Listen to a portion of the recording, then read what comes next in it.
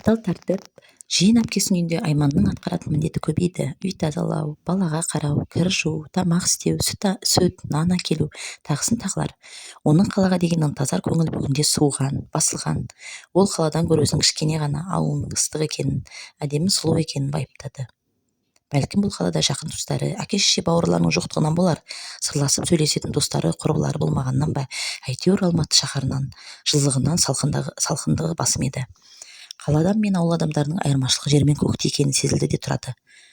Жиен әпкесінің суретші күйеуі күн ыстық деп бөлме ішінде дамбалмен жүреді. Ең алғаш алдынан тыртиып шыға келгенде Айман жатқаннан бетін жаба қалады да далаға ытқып шығып кеткен. Жиен әпкесі де жұқа лыпымен жүргенге әдеттенген. Мотоба, бұлар несі деп Айман налып жүріп, көз оларға да үйренеді. Бірақ күн жақта орналасқан бұлардың үйі жанып кетер ыстық еді. Күнделікті таңертеңмен сүтке кезекте тұру үшін жиен әпкесі жұмысқа кетпей Айманды оятатын. Олар үйде болғанда керектілерді сырттан алып алмаса, баламен шыға алмайды. Кішкентай Естай болса 2 жастан асқан. Сүт сататын әдемі түрік жігіті. Бүгін неге көңілсізсіз? Мысық тырнап оятты ма? Деді. Иә, деді жақтырмай Айман.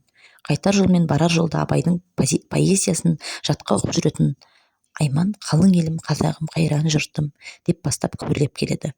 10 жыл өтсін, 15 жыл өтсін. Сүт пен нан тасып Айманның өмірі осы қалыпта еш өзгеріссіз өтетіндей оның жүзі жабырқаулы. Бірде ыдыстарды жуып, қасықтарды кептірмеге салған сол әпкесінің күйеуі қасына жетіп келіп, олай салма, былай саласың деп теріс салынған шанышқыларды реттемесі бар ма? Жалпы адам мінезінің қатал, жұмсақ болып келуі оның өткен өмірімен сабақтасып жатады емес пе? Қалай болған күнде де Айман әрі қарай шыдай алмайтындай, кішкентай Естай да тез ауырып қала беретін.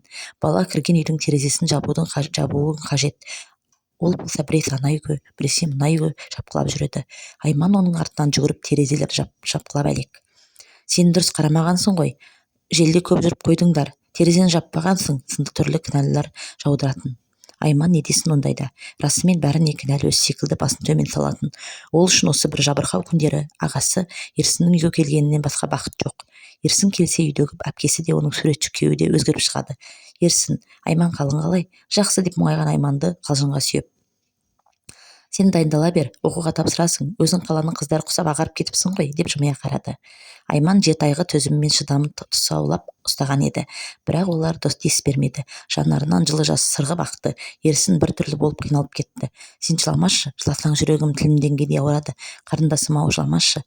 Мен ауылға кеткім келеді, шаршап кеттім.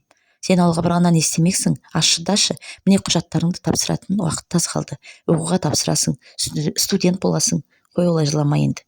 Айманның еңкілдеп жылағанының екінші мәрте, бірі былтыр оқудан құлағанда, екіншісі ауылын ата-анасын сағынғандағы әр өзге жер мен бөтен үйден жылылық таппай жатсынғаны. Ол үшін ең жақын адамдарының орны енді аңғарылып білінгендей. Өткен күн өтті ғой, талай күндер қызығы мен шыжығы бар артта қалды. Уақыт деген ұстатар емес. Айман өзі арман еткен оқуына түн ұйқысын 4 бөліп дайындалып, жаратушынан жалбарына сұрай жүріп, ағасы Ерсіннің сүйреуімен тырмысып жүріп, Алматының студенті атанды. Ол енді ешкімге де ренжімейді. Өйткені ол бұл өмірдің тәттісі мен ащысын қатар жүретіндігін, қуанышпен, қайғының, жақсылық пен жамандықтың, мейірімділік пен қатыгездіктің бірге келетіндігін ұғынды. Сабақ алды, өзін өзі тәрбиеледі. Өмір баспалдағы осылай Айманды алға жетелей берді.